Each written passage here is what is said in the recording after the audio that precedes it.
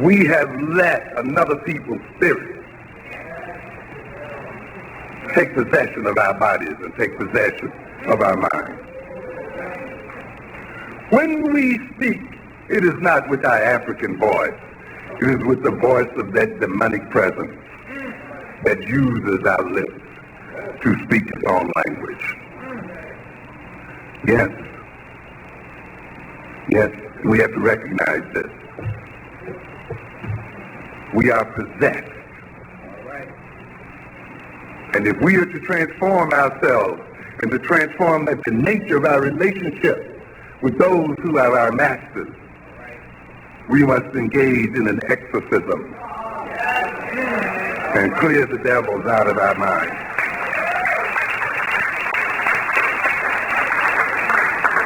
And at this time, then, it'll pay you to read a little bit about demonic possession.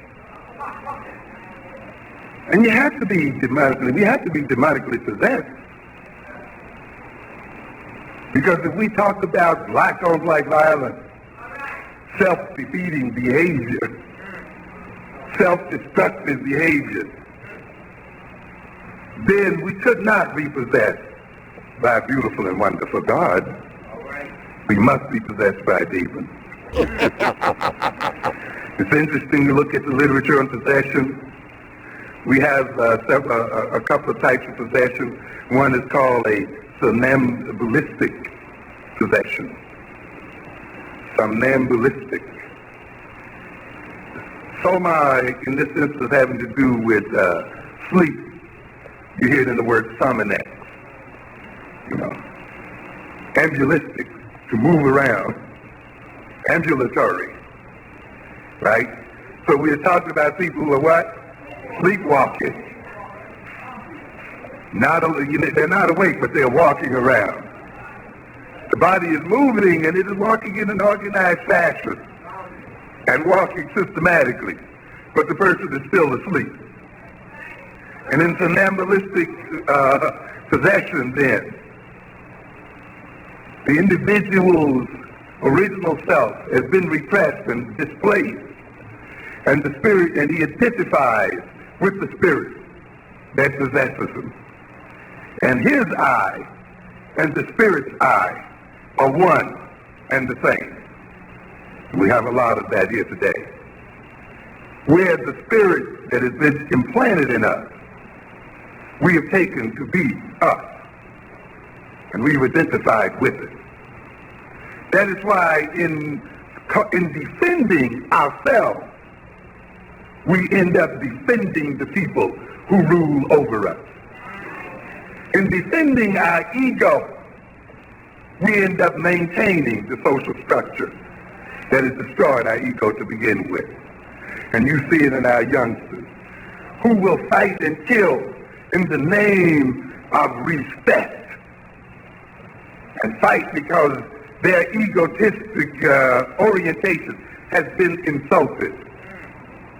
And therefore, in defending their ego, they do not kill the people who destroyed their ego. They kill each other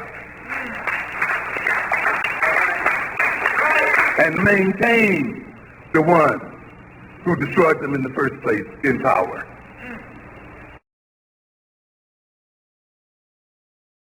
When you have an identity, it is difficult for another person to impose a set of values on you. Because having a positive identity and a solid identity is a defense against being penetrated by alien forces. A positive identity functions to locate us in the world, in space and in time and in history. A positive identity gives us a sense of purpose and a sense of direction. A positive identity provides us with self-knowledge and direction. A positive identity provides us with a sense of belongingness. When we say we are African, we are not merely identifying ourselves as individuals. We indicate that we belong to a people, to a culture, to a nation, that we belong to a system of values, a system of perceptions, a system of behavior, folkways, and mores. A system, an identity permits us to cooperate with other people. It permits us to understand what role we must play within a particular group. An identity permits us to know our own interests. An identity permits us to provide ourselves with an evaluative system, permits us to evaluate what is going on in the world. An identity provides us with a defense against possession. I've often said that we cannot be African and be slaves and subordinates of other people at the same time. We cannot be fully identified and at one with our African identity and be subordinate to another people. The European, of course, recognized this immediately. That is why when we talk about our slave history, we often talk about the destruction of African culture. We talk about the rewriting of black history as an attempt again of destroying the African culture and an African personality. We recognize that the destruction of that personality, the separating of us from our culture, the separating of us from our history, is a separation of us ultimately from our identity. It means a split and a schism is created in the personality. When a schism and a split is created in the personality, the individual is made exceedingly uncomfortable. It is the first rule of brainwashing. When you wish to brainwash a person, when you wish to transform their personality, you break them from their old personality. You break them from their old moorings.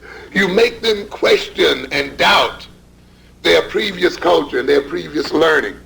When you get them to begin to doubt themselves, when you get them to reject their culture, when you get them to see their past lives as negative, when you get them to feel ashamed of that past life, when you get them to feel guilty of that past life, and any good brainwasher knows this, and you check out the Moonies and any other brainwashing organization, you will see this process being put forth. Once you get that, the individual then is left in a tremendous state of confusion, in a tremendous state of ambivalence. That state is painful. It motivates the individual then to seek some kind of relief, to seek some way out. Then it becomes the function of the brainwasher to say, if you follow my way, if you accept my definition, if you do it the way I say do it, if you look at it the way I say look at it, if you value it the way I say value it, then you will feel better. See how happy we are. You know, often in these quasi-religious brainwashing places, you see the people running around smiling, and they're all glory, and they're all happy, and they're all loving, and they're all, and here's this confused person cut off from family, cut off from his community, cut off from everything he's known, and is filled with pain, and yet these people seem to be so loving, they seem to be so brotherly, they seem to be so sisterly. Then let me get what they have. And of course these people are here to say, see, if you thought the way we thought, if you look at things the way we look at it, you'll be happy, you'll be one, you'll be accepted. Then often the individual then accepts the values and the orientation of the brainwashing group and then becomes a part of that group. The splitting then of the African personality is a necessary process in inculcating into that personality an alien personality, an alien spirit, creating the personality of servitude. It makes possible then, in that African personality, that is the split African personality, makes it possible then for the African to begin to believe the lies, to accept the European distortions, to accept European reality, to accept then the stereotypes the Europeans have projected. And it's very interesting as you ride the subways today, and it becomes an embarrassing event to watch our youngsters use the degrading term they use again and again, so loudly, so unselfconsciously.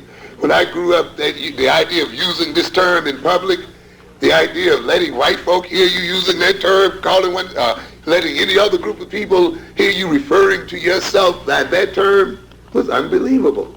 But now this seems to be the coin of the realm. And we hear it all the time. Yeah, that nigga this, that nigga that. And, it just goes again and again and again.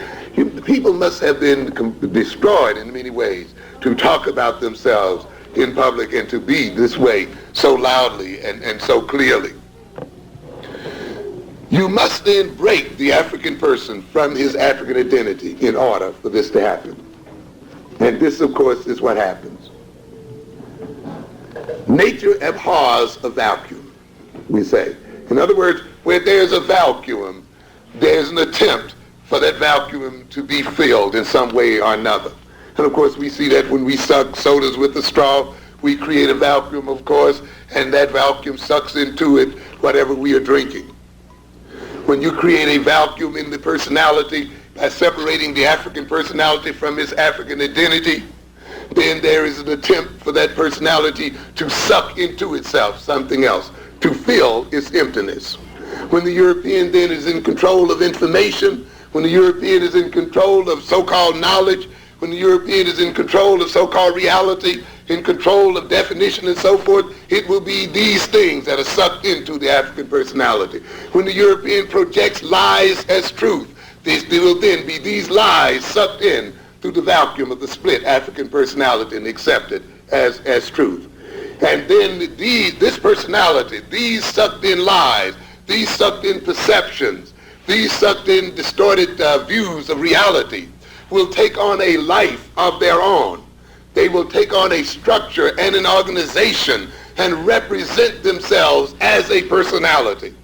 At that point, the African personality becomes possessed by a spirit. When we hear, as I said earlier, about the black boys and our children talking that language on the subway and speaking the way they speak, in a way, it is not they who speak. It is the spirit in them that speaks, using their mouths, using their bodies. When they then believe the lies that they cannot learn as well or better than any other people, when they are afraid to try, when they are afraid of failure, when they are afraid of success, when they are afraid to challenge the European. You see, we talk about racism, but I don't think we are yet really ready to do something about it. Because doing something about it in the ultimate sense means preventing and neutralizing the perpetrators of racism. Ultimately, it means, ladies and gentlemen, removing the Europeans' ability to perpetrate racism in the world.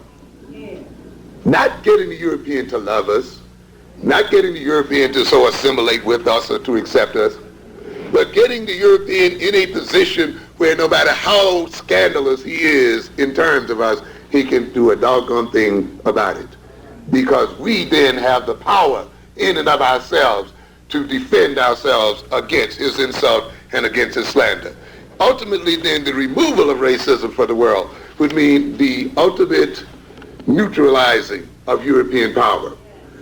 But many of us are not ready yet to take on that task. Many of us are still afraid that we are not up to that task, that we cannot defeat the European, that we cannot neutralize the European. So we have opted for some kind of armistice, some type of suing for peace, some type of getting along, because we figure that is the best that we can do.